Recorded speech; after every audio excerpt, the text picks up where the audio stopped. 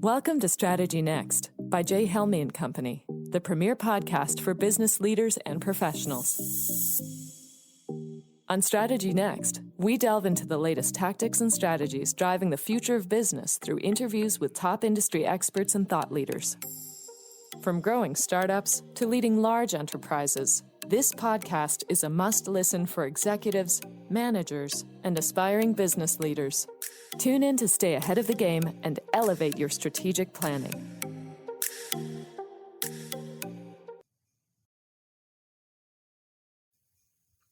Good afternoon. My name is Jon Lobb, and you've joined the latest edition of Strategy Next from Jay Helmy and Company. Daniel Burrus is considered one of the world's leading technology forecasters and innovation experts. Over the past 30 years, he has established a worldwide reputation for his exceptional record of accurately predicting the future of technological change and its direct impact in the business world. Daniel's the author of 7 books, including the New York Times and Wall Street Journal bestseller Flash Foresight, the highly acclaimed Technotrends, and the Anticipatory Organization, turning disruption and change into opportunity and advantage. Daniel, welcome. Thank you so much for being with us today. Well, thank you for having me here. It's a pleasure, and I know our audience is really going to enjoy hearing from you.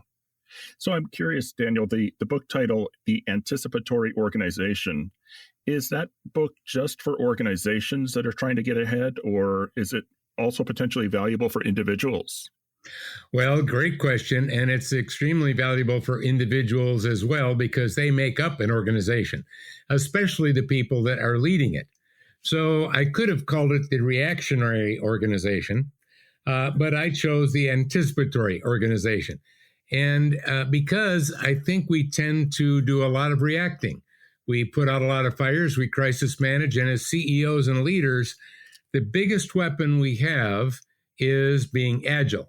And of course, you know, there's agile innovation, there's agile this, agile that. However, let me start out with an insight right off the bat. Agility came from sports, and it is reacting as quickly as you can to a disruption after it disrupts, as quickly as you can to a problem after it occurs. The more agile, the better. And that is a valid, good strategy. However, that's only half of the strategy coin. The other half of that coin is being able to anticipate disruptions before they disrupt, turning disruption into a choice. You're either going to be the disruptor or the disrupted. There is no middle anymore. I want you to have a choice.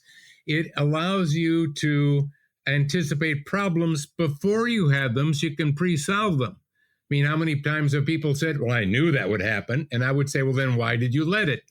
So I'm all about anticipating and pre-solving problems to move forward faster. So I have a methodology to teach people how to be anticipatory.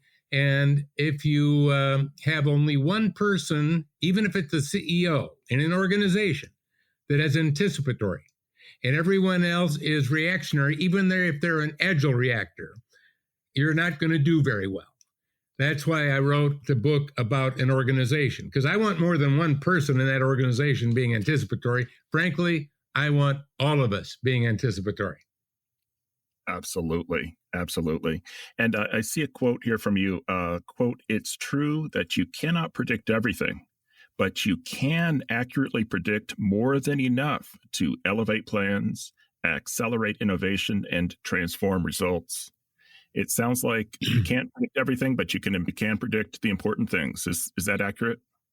Yes, far more than most of us realize, because most of us, especially in the C-suite, we would say, well, death and taxes. Beyond that, you can't predict anything. Everything is uncertain. And let's face it, right now at this point in time, with AI doing what it's doing and all of the other things, geopolitical things that are going on and wars and everything else, it looks like we have more uncertainty than ever before. But this podcast is called Strategy Next. So let me give you all an insight on strategy. Strategy based on uncertainty has high risk. On the other hand, strategy based on certainty has low risk and high reward. So can I be certain about something other than just death and taxes? And the answer is And I can astound you with this with examples, hundreds and hundreds of things. For example, can an astronomer accurately predict in March of 2045 when we'll have a full moon? Of course they can. They can nail it perfectly. The stock market, it will go down, down, down, down, down. Will it go down to zero and stay there? No, it'll go back up again. And by the way, will it go up forever? No, it'll go back down. That's called this cycle. There's business cycles, weather cycles, biological cycles. There's even sales cycles. And frankly, all of our C-suite has learned to use cycles to their advantage. For example, in a sales cycle, I prefer to have the sale completed before the cycle begins. In other words, you can get an edge on that. And economists use cyclical change, which is predictable, to be able to forecast the future. But I think all of us know, the economists have been increasingly wrong lately. So why have they been so wrong? And that is there's another type of change that they have not been trained in because it went so slow that it didn't matter. Now it's changing our world on us at hyperspeed. And that is what I call linear/exponential change. Linear in that it's not a cycle. It's not going back and forth like a pendulum. It's or like any other cycle that goes up and down and up and down. This is a one-way. However, it's accelerated at this phase beyond exponential level because it's driven by technology. In other words, once people in India get refrigeration for their home, are they going to say, well, we don't need refrigeration anymore? No. Once people let's say in China, park the bicycle and get a car, they're going to say, let's all go back to the bike. I don't think so. So when you look at these permanent exponential changes that are accelerating, all of a sudden you get another view of the future. It becomes very clear. So what I'm getting at is it's amazing how you can predict the future. And let me give all of you a methodology, because I do have a track record through my 7 books and literally thousands of blogs of accurately predicting the future. But frankly, the 2 most important moments in a human's life is the day you're born and the day you find out why you were born. And I'm lucky that I found out why I was put on the planet years ago. I was put on the planet to teach. I don't want to be the only one that can do this. So in our time together, which is not very long, I'm going to teach you, meaning all of you listeners, how to be very good at separating the wheat from the chaff, the certainty from the uncertainty. And that revolves around my methodology that I've developed over decades. The Pentagon is using it, Google's using it, and by the way, you can too. And that is, there's no shortage of trends. Problem is, which ones will happen and when? Well, I'm going to solve that for you right now. All trends are either what I call a hard trend based on a future fact that will happen. By the way, the litmus test for that is if it can be changed, it's not a hard trend. But if it can't be changed, for example, are baby boomers going to chronologically get older? Well, yes. I can't make them all of a sudden chronologically younger. Now, biologically and how you are mentally, that's a different story. I'm talking about your chronological age here, of course. Mm-hmm. We went from 3G wireless to 4G wireless. Now we have 5G wireless. Is that it? Well, no. We're going to have 6G followed by 7G. I'm actually working with a company on 6G now. In other words, that is a future fact. Will our smartphones get far smarter? Well, yes. And it's, in other words, once you start really thinking about it, wow, there's a lot that we can be certain about. Holy cow. Even regulations.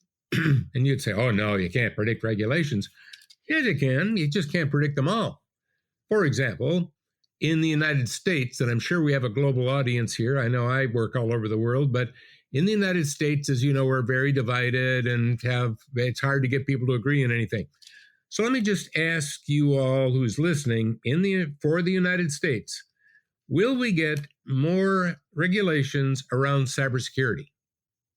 And of course, I know you all are saying, well, yes. And why are you saying that? Because there's some hard trends at play that either party can't ignore. Then there's some other things they can debate. So if you look at, instead of having a list of things you're uncertain about, I would like you to create a list of things you are certain about. Instead of a list of things you can't do, what can you do? What can you affect? So going back to the methodology, and then I'll let you ask me some questions, but I wanted to lay this out first. And that is, a hard trend lets you see disruptions before they disrupt, and they let you see problems before you have them. What about a soft trend? That's based on an assumption that may or may not be true. Now, it doesn't mean it won't happen. But when it comes to driving innovation as a C-suite leader, again, strategy based on certainty gets people to have what? Confidence, and it's lower risk. So in this case, a soft trend is based on an assumption that may or may not happen. There's more risk to that. And I love them both. Because a trend by itself is frankly academic until you attach an opportunity to it. So if you're identifying a hard trend, AI, I don't like AI, I want it to go away. You know what? It's not going to go away. It's going to grow at beyond exponential rates. How you use it is soft. Gotcha. Yeah, because you may not use it. For example, when ChatGPT was first released by OpenAI, I was interviewed by a major publication, and they asked me, will humans be replaced by AI? And my answer very quickly was, humans will be replaced by humans using AI. So, as a leader, have you personally used it yet? And if you are saying no, and I mainly work with CEOs and direct reports of companies of all sizes around the world, there are many that have not personally used it. They know it's important.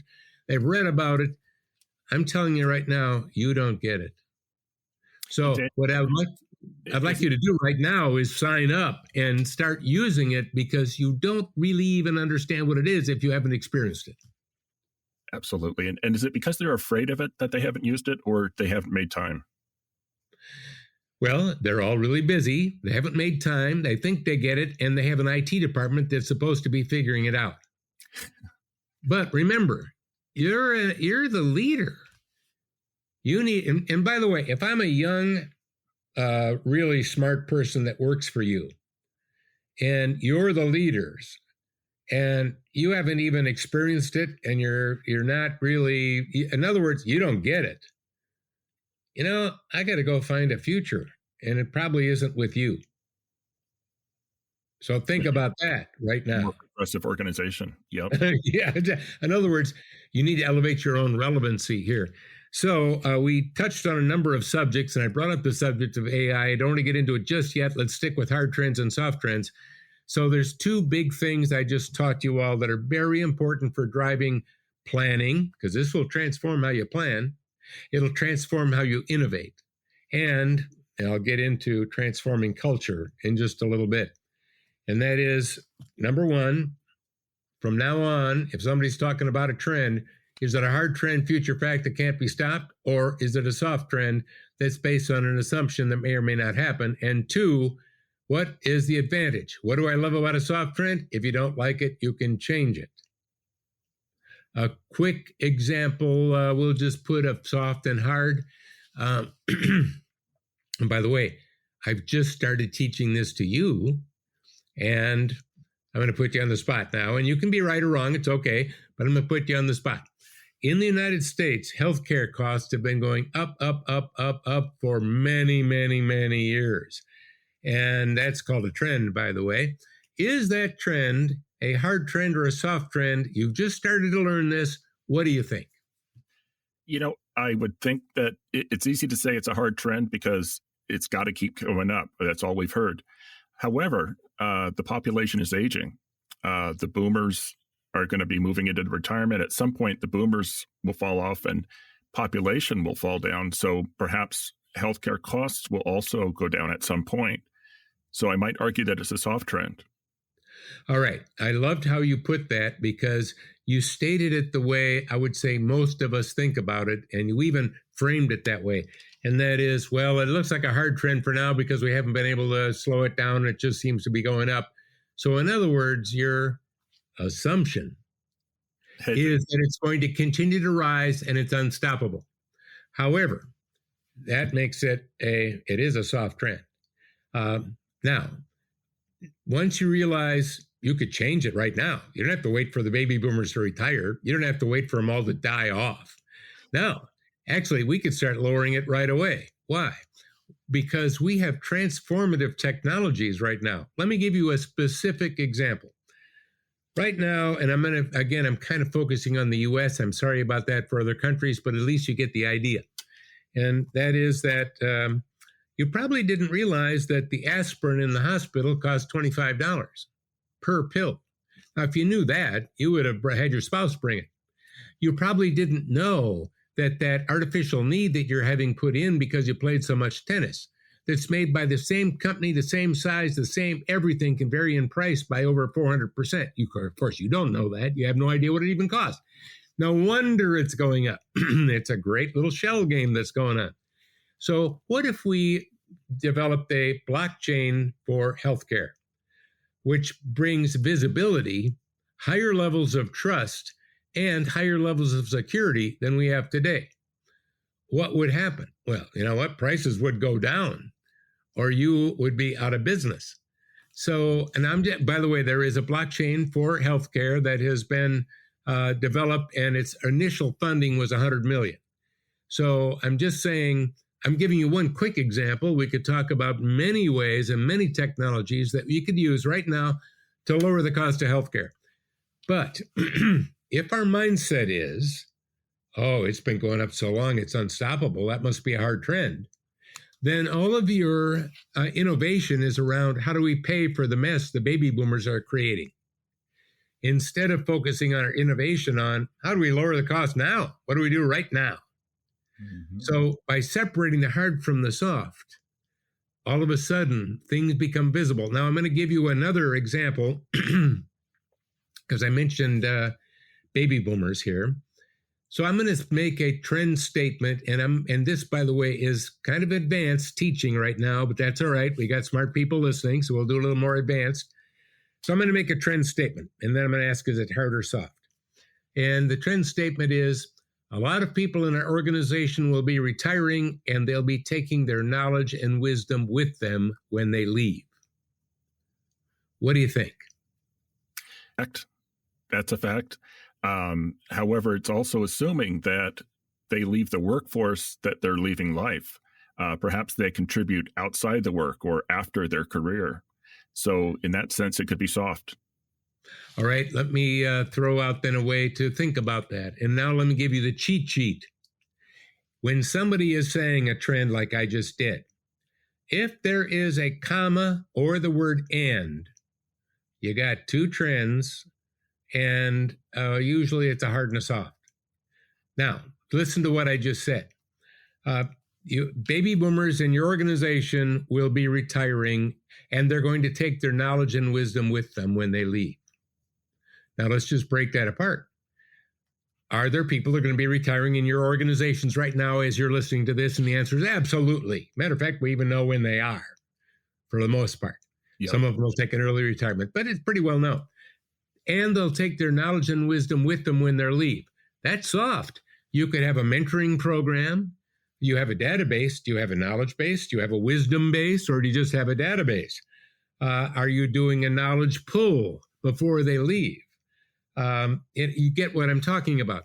So the key is, if I'm looking at they're going to all leave and take their knowledge and wisdom with them, and that's a hard trend, then there's nothing I can do about that. Too bad. But if I separate the hard from the soft, then I realize, you know what? They are going to be leaving, doggone it. And there's something I can do about it. I can be capturing their knowledge right now. All of a sudden, I can take action before they're gone and it's too late. You see the power of this? Absolutely. It is unbelievable. And I've been in the last, at least 14 years, every audience that I speak to, and I do a lot of speaking globally to some pretty good sized audiences, and they're usually executives. Towards the end of a speech, I'll give them 2 minutes. And what I'll do is have them do it on their phone or tablet in nowadays. But I say, write down one hard trend you know will happen and a related opportunity. I'll give you an example. I was just recently speaking.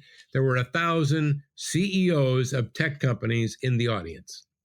All right. So I had 1,000 CEOs of tech companies in the audience. And I said, I want you to write down one hard trend, future fact, and a related opportunity.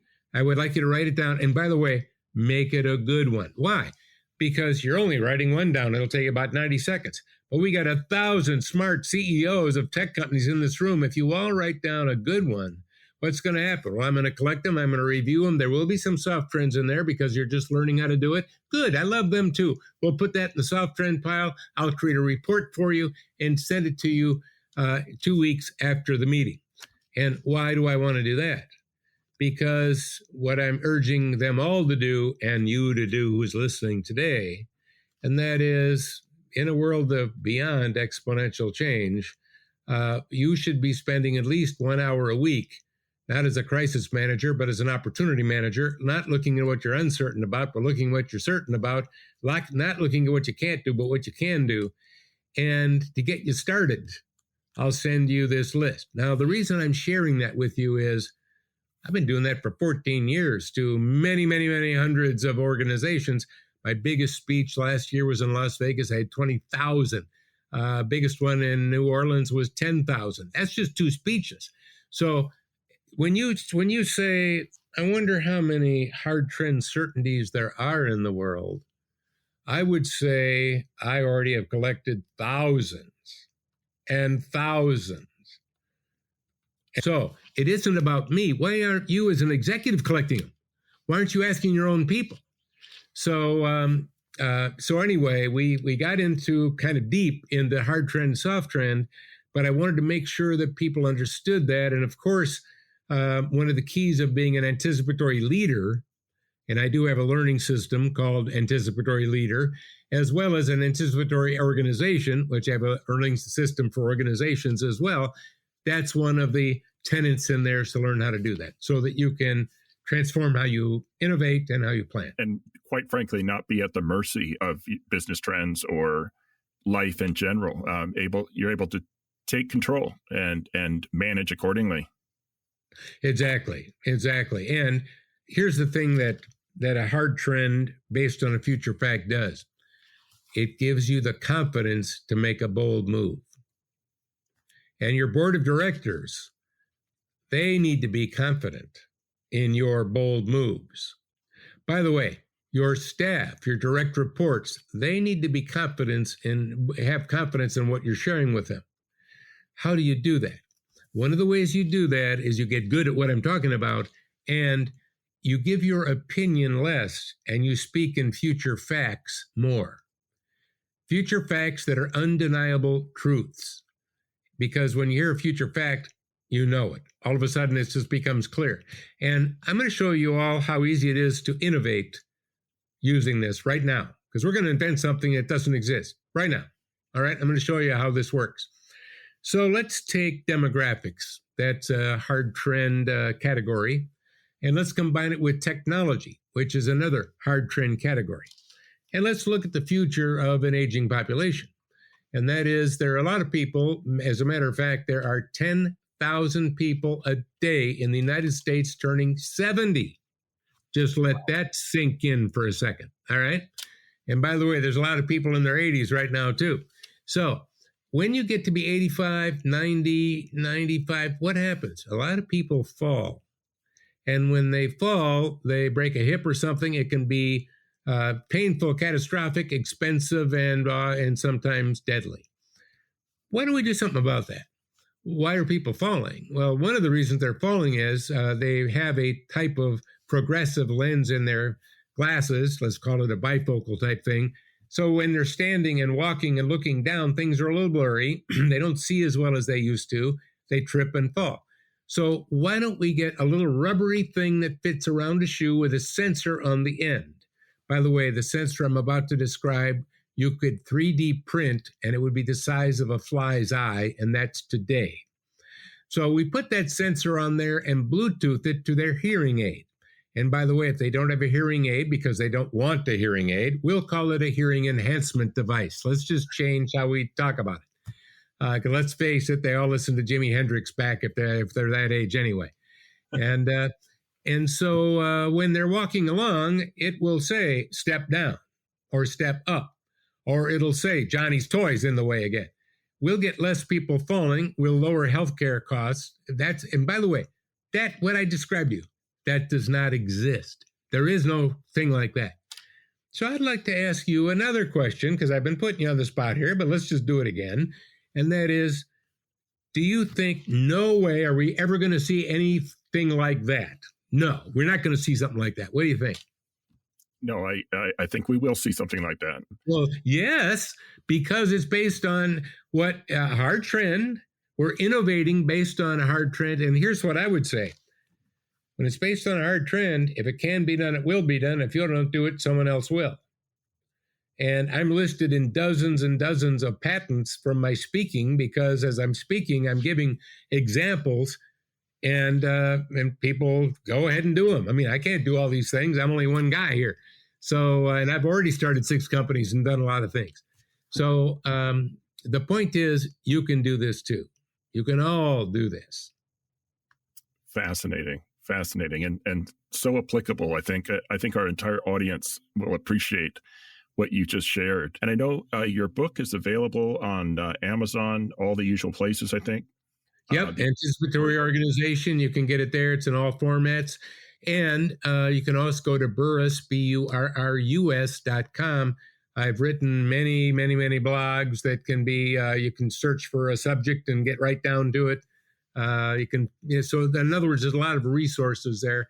Speaking of resources, and we talked about AI, and I know you wanted to talk more about AI because all of our listeners do. And I am an advisor to the DOD and to a lot of the defense contractors, as well as the Googles and others on AI. So I know a lot about AI.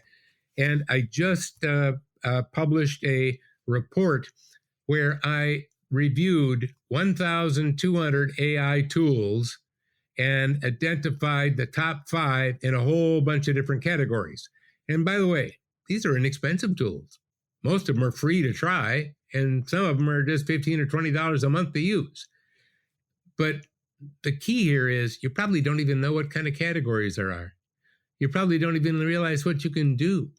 So first I'll give you how to get this report, and then I'll give you some examples of it. And for some reason, it helps if you make the first 2 letters small and then write it out. So it's AIStrategyReport.com. So AIStrategyReport.com, go there, download it. It's the latest. I've published it, but every 4 months I do a major update, and I just did my major update. So you got the latest one for you right there. And when you, what you'll find in there are case studies of how businesses have used all these different categories and these tools. You actually get case studies. If you just click on one of the tools, it'll take you right to the site, so you don't have to go figure out where it is. I give you guidelines on what to do as an enterprise or an individual, how to protect yourself, how to make sure that you're not getting into trouble with them. I also give you some guidance on how to write great prompts, prompt writing, so that you can get better answers and better results. So it is really loaded, and I'm just giving it to you. You can have it. Just go for it. Wow. Wow. That's terrific. It sounds fascinating. And we'll be sure to put in the episode description, we'll be sure to put the web address where folks can navigate to take advantage of these tools. Really fascinating. Yeah, it is. And there's so much you can do. For example, one of the categories is creating videos. So there is a tool, very inexpensive tool. Again, we're talking about $20 or so a month, where let's say you're trying to recruit, because I know all of you are dealing with attracting and retaining talent. All right. And a little quick comment about retaining talent. I do a lot with retail, and what retail is doing right now is they're trying to transform, not change, but transform the customer experience. Well, what I'd like you to do is to transform the employee experience. I want you to transform and by the way, How do you do that? Well, one of the principles I teach is to take your biggest problem and skip it. So how do I figure that out? Why should you? Why don't you ask them? They'll tell you. It's amazing. Matter of fact, if you got talent you want to keep, why don't you ask them? What would make you stay?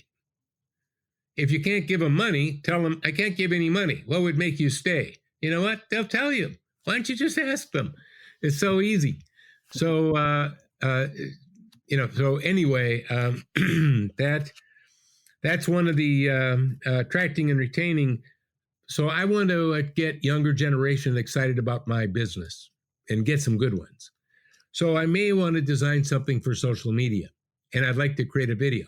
Well, using one of these tools, you can create a video where the person, the talent, you pick what they look like. Male, female, Caucasian, Hispanic. By the way, what language did you like? They could speak perfectly in any language and look like a real person. By the way, you would say that's a real person. It's not, but it looked like a real person. And it'll say exactly what you want it to say in the language that you choose, with graphics and whatever you want. Holy cats, it is amazing. Now, that's just one of the tools in there, and I've got the top 5 in that category to do that type of thing. Let's say you're putting a pitch deck together. So it's, a slide deck. Well, there are the top 5 that do that. And it is, and by the way, in your slide deck, you want it to have that a look and a feel, and you want a certain type of graphics. And by the way, I've got some statistics. I need a graphic for that. Well, I can make that graphic. And I'd like a video to show this thing. Well, you know what? I can make a video for you too. So, and by the way, that's just another category. There are so many categories. It's amazing. Well, that's why I put this thing out there. Most people don't even know what the categories are, much less the tools that you can use. Absolutely. It's like a whole new world, isn't it? And it is. And I was just talking to a young guy, and he works for a big company. He's one of the youngest in his division, and he's using AI on his personal device because the IT department has not said okay yet. And he says, tough, I'm using it on my personal device. And he is setting records. I mean, he's getting raises. He's going, and here's what he said. It's really sad that my other employees aren't using it. So in other words, do you want to be one of those that are not using it? I don't think so. Exactly. Wow. Daniel, one of the, in your book, one of the things you talk about is the biggest missing competency in business right now. What do you mean by the biggest missing competency as we sit here in 2024? Well, it is about being anticipatory because we focus so much on being agile. And again, I am not saying you shouldn't be agile. You can't predict everything. There's a lot of things that do come out of the blue. You better be able to react and respond quickly to those. Frankly, I think you already have an agile organization. I mean, you've probably been studying it. I was just with the top, the top 25 CIOs, chief information officers on planet Earth. All of them have, billion-dollar IT budgets, just giant budgets. And I said, raise your hand if you already have an agile organization. And they all put up their hand. And I said, good, glad you're keeping up. But what I want is an advantage. So how many of you have a formal anticipatory organization? And, they weren't quite sure what that was yet. Well, good. Then there's some ways that we can get some advantage here, isn't there? So I want us to realize that, again, there's a two-sided coin here, and the missing competency is being able to anticipate problems before you have them so you can pre-solve them. And frankly, as a human on this planet, if we're not anticipating and pre-solving problems before they happen, none of us are going to be happy campers on this planet. And that's could cover any subject you want. And then secondly, as I said, you're either going to be the disruptor or the disrupted. I'd like you to have a choice because every disruption that you could imagine, they're there for us to see. You just have to have the right binoculars. You have to have the right tools. You have to have the right mindset. So you need a mindset, a tool set, and and a skill set. And again, those kind of things I like to make sure that people have. Well, Daniel, this has been an absolutely fascinating discussion. We thank you so much for joining us and sharing your thoughts and insights. And I know I, for one, am going to be heading to your website. And again, for those who are interested in getting more information, either on the books or the speeches or the videos or the AI strategy report, version 3 just released this week. We'll put all of that information in the notes for the episode. And we thank you so much, Daniel, for being with us today. Well, it was my pleasure. Thank you for letting me speak to all of these people. It's and by the way, we're not just people, we're leaders. Let's be anticipatory leaders. Thank you. Excellent. Thank you so much. That's it for this episode of Strategy Next. We hope you enjoyed our conversation and felt informed and enlightened about the topic discussed. Don't forget to subscribe to our podcast so you never miss an episode. You can find us on all major podcast platforms, and if you have any comments or suggestions for future episodes, please reach out to us at strategynext@jhelmy.co. Week with another expert guest, ready to share their insights and expertise with you. Until next time, thank you for listening to Strategy Next by J. Helmy & Company. Strategy reinvented.